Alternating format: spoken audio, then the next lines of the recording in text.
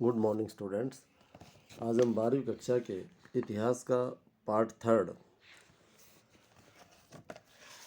का 10वां चैप्टर का अध्ययन करेंगे, जिसमें उपनिवेशवाद और देहात के बारे में चर्चा की गई है।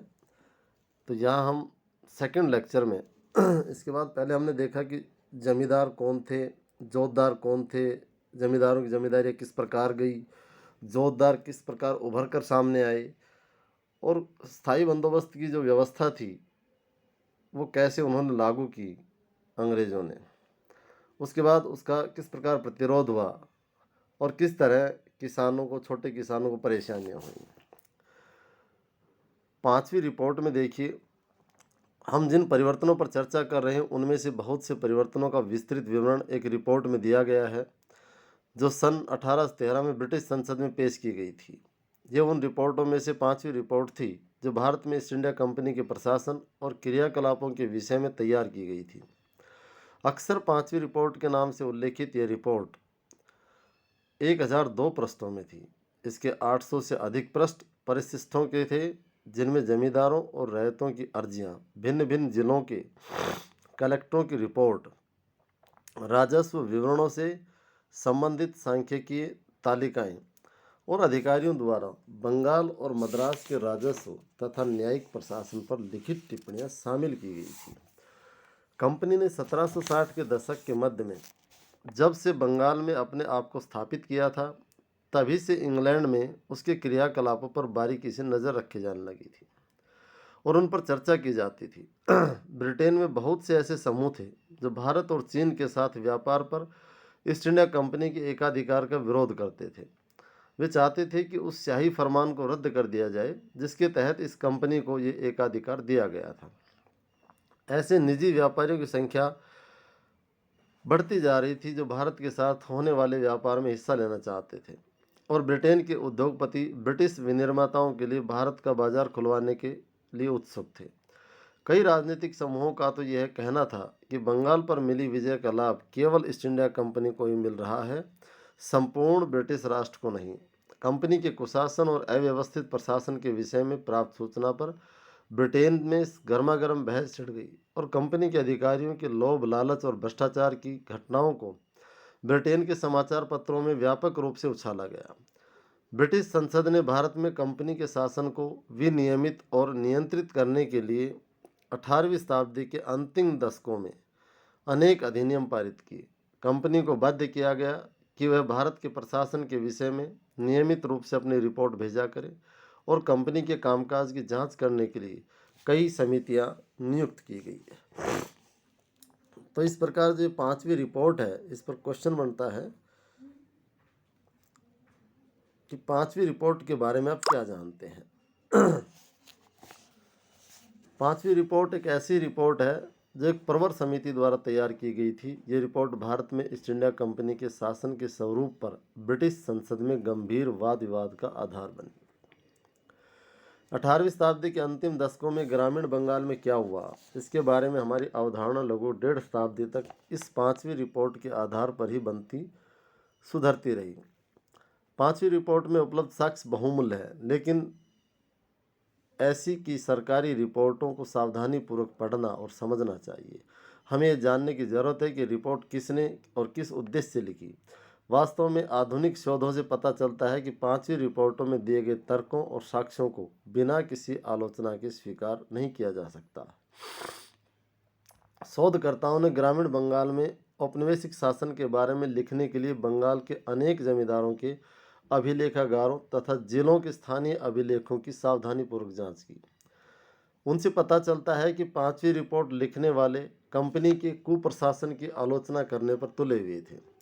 इसलिए 5वीं रिपोर्ट में परंपरागत जमींदारी सत्ता के पतन का वर्णन अंतर्विजित था। जिस पैमाने पर जमींदार लोग अपनी ज़मीनें खोते जा रहे थे, उसके बारे में भी बढ़ा चढ़ाकर कहा गया। जैसा कि हमने देखा, जब जमींदारियां नीलाम की जाती थी तब भी जमींदार नए नए हथकंडे अपनाकर अपनी जमींदारियों को बचा लेते थे और बहुत ही कम मामलों में विस्थापित होते थे।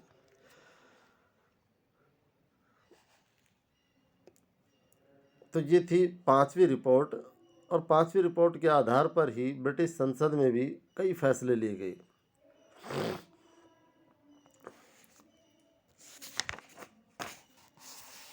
कुदाल और हल। आइए अब हम अपना ध्यान बंगाल की गीली जमीनों से हटाकर सूखे अंचलों पर और स्थायी कृषि के क्षेत्र में हटाकर झूम कृषि के क्षेत्र पर केंद्रित करें। आप इन परिवर्तनों को देखेंगे जो कृषक अर्थव्यवस्था की सीमाओं के बाहर की और विस्तार होने से आए, जिससे राजमहल की पहाड़ियों के इलाके में स्थित जंगल और चरागाह उस अर्थव्यवस्था में समा गए।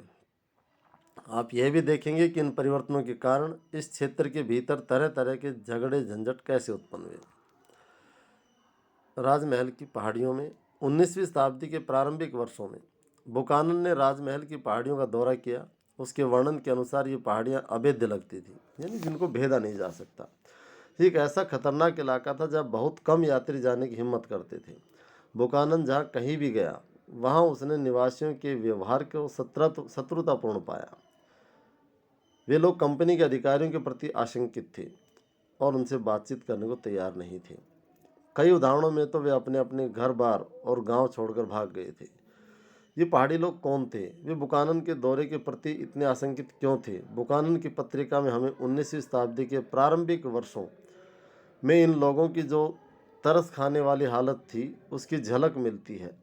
उन स्थानों के बारे में उसने डायरी लिखी थी जहाँ जहाँ उसने भ्रमण किया, लोगों से मुलाकात की थी और उनके रीति रिवाजों को देखा था। ये पत्रिका हमारे मस्तिष्क में अनेक प्रश्न खड़े करती है, किंतु ये हमेशा हमें उत्तर देने में सहायक नहीं होती। उसकी ये डायरी समय के केवल एक क्षण विशेष के बारे में बतलाती है, लोगों तथा स्थानों के लंबे इतिहास के बारे में नहीं बताती। ऐसे लंबे इतिहास के लिए इतिहासकारों को अन्य रिकॉर्डों की ओर मुड़ना होगा। यदि हम 18वीं शताब्दी के परवर्ती दशकों के राजस्व अभिलेखों पर दृष्टिपात करें, उनको देखें, तो हम जान लेंगे कि इन पहाड़ी लोगों को पहाड़ियाँ क्यों कहा जाता था। वे राजमहल की पहाड़ियों के इर्द गिर्द रहा करते थे। वे जंगल की उपज से अपना गुजर बसर करते थे और झूम खेती किया करते थे। वे जंगल के छोटे से हिस्से में झाड़ियों को काटकर और घास फूस को जलाकर जमीन साफ करते थे, और राख की पोटाश से उपजाऊ बनी जमीन पर ये पहाड़ियाँ लोग अपने खाने के लिए तरह तरह की दालें और ज्वार बाजरा उगा लेते थे। वे अपने कुदाल से जमीन को थोड़ा खुरच लेते थे, कुछ वर्षों तक उस साफ की गई जमीन में खेती करते थे और फिर उसे कुछ वर्षों के लिए बरती छोड़ देते थे और नए इलाकों में चले जाते थे, जिससे कि उस जमीन की खोई हुई उर्वरता फिर उत्पन्न हो जाती। तो इसे हम कहते हैं कि उस समय जो कृषि की जाती थी, पूर्वी भारत में जो कृषि की जाती थी, उसे झूमी कृषि के नाम से जाना जाता है। उन जंगलों से पहाड़िया लोग खाने पीने के लिए महुआ के फूल इकट्ठे करते थे, बेचने के लिए रेशम के कोया, राल और काठ कोयला बनाने के लिए लकड़ी इकट्ठा करते थे। पेड़ों के नीचे जो छोटे छोटे पौधे उगाते थे, यह परती जमीन पर जो घास फूस हरी चादर से बिछ जाती थी, वो पशुओं के लिए चरागाह बन जाती थी।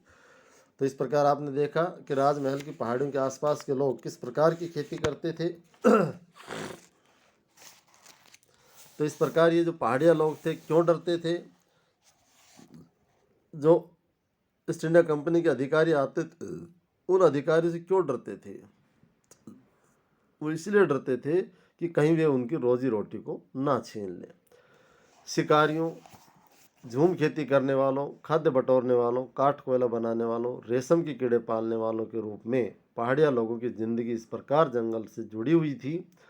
वे इमली के पेड़ों के बीच बनी अपनी झोपड़ियों में रहते थे और आम के पेड़ों की छांव में आराम करते। तो इस प्रकार हमने देखा कि झूमिंग कृषि किस प्रकार पूर्वी भारत में की जाती थी, विशेषकर राजमहल की पहाड़ियों के आसपास के क्षेत्र में।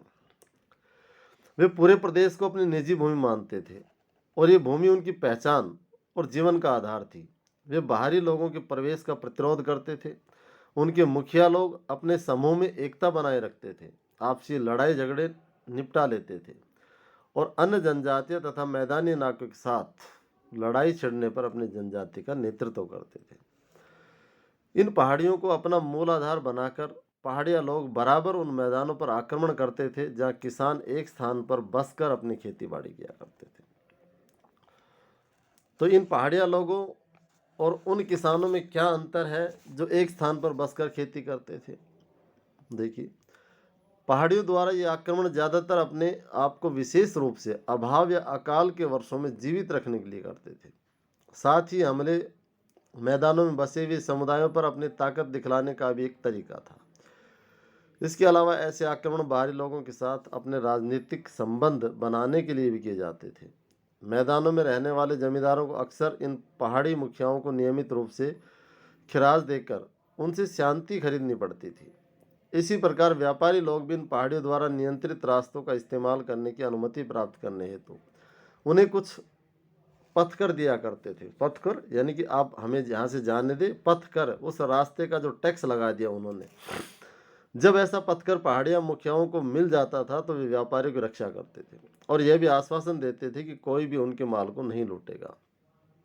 इस प्रकार कुछ ले देकर की गई शांति संधि अधिक लंबे समय तक नहीं चली। यह 18वीं सदी के अंतिम दशकों में उस समय भंग हो गई जब स्थिर खेती के क्षेत्र की सीमाएं आक्रामक रीति से पूर्वी भारत में बढ़ाई जाने लगी। अंग्रेजों ने जंगलों की कटाई सफाई के काम को प्रोत्साहित किया और जमींदारों तथा जोतदारों ने प्रति भूमि को धान के खेतों में बदल दिया। अंग्रेजों के लिए स्थायी कृषि का विस्तार आवश्यक था क्योंकि उससे राजस्व के स्रोतों में वृद्धि हो सकती थी, निर्यात के लिए फसल पैदा हो सकती थी और एक स्थायी सुव्यवस्थित समाज की स्थापना हो सकती थी।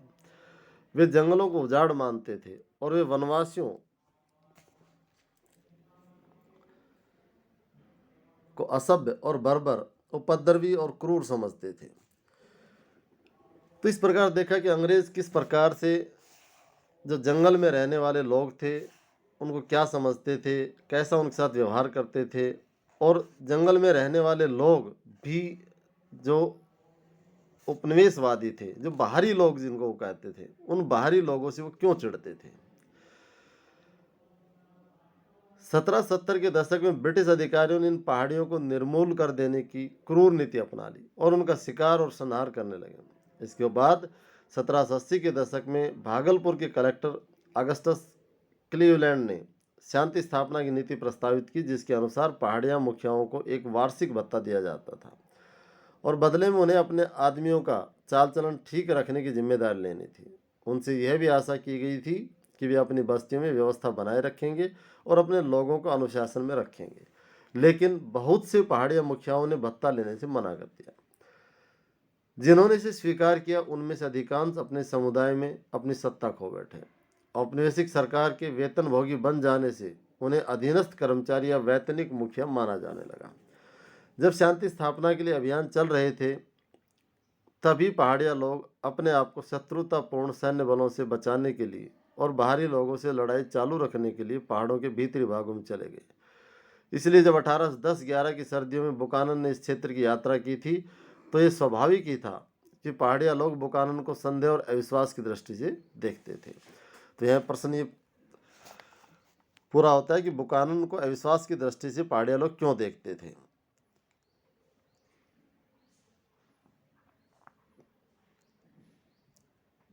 शांति स्थापना के अभियानों के अनुभव और क्रूरतापूर्ण दमन की यादों के कारण उनके मन में धारणा बन गई थी कि उनके इलाके में ब्रिटिश लोगों की घुसपैठ का क्या असर होने वाला है। उन्हें ऐसा प्रतीत होता था कि प्रत्येक गोरा आदमी एक ऐसी शक्ति का प्रतिनिधित्व कर रहा है जो उनके जंगल और ज़मीन को छीनकर उनकी जीवन शैली और जीवित रहने के साधनों को नष्ट करने पर उतारू है। वस्तुतः इन्हीं दिनों उन्हें एक नए खतरे की सूचनाएं मिलने लगी थी और वह था संथाल लोगों का आगमन। संथाल लोग वहाँ के जंगलों का सफाया करते हुए, इमारती लकड़ी को काटते हुए, जमीन जोतते हुए और चावल और कपास उगाते हुए उस इलाके में बड़ी संख्या में घुस चले आ रहे थे। क्योंकि संथाल बासिंदों ने निचली पहाड़ियों पर अपना कब्जा जमा लिया था, इसलिए पहाड़ियों को राजमहल की पहाड़ियों और भीतर की ओर पीछे हटना पड़ा। पहाड़ी लोग अपने झूम खेती के लिए कुदाल का प्रयोग करते थे, इसलिए यदि कुदाल को पहाड़िया जीवन का प्रतीक माना जाए तो हल को नए बासिंदों संथालों की शक्ति का प्रतिनिधि मानना होगा। हल और कुदाल के बीच की लड़ाई बहुत लंबी थी। तो हल चलाने वाले कौन थे? संथाल। कुदाल चलाने वाले कौन थे? पहाड़िया लोग। इससे आगे हम नेक्स्ट लेक्चर में करेंगे। इसके बाद ये लेसन पूरा हो जाएगा नेक्स्ट लेक्चर में।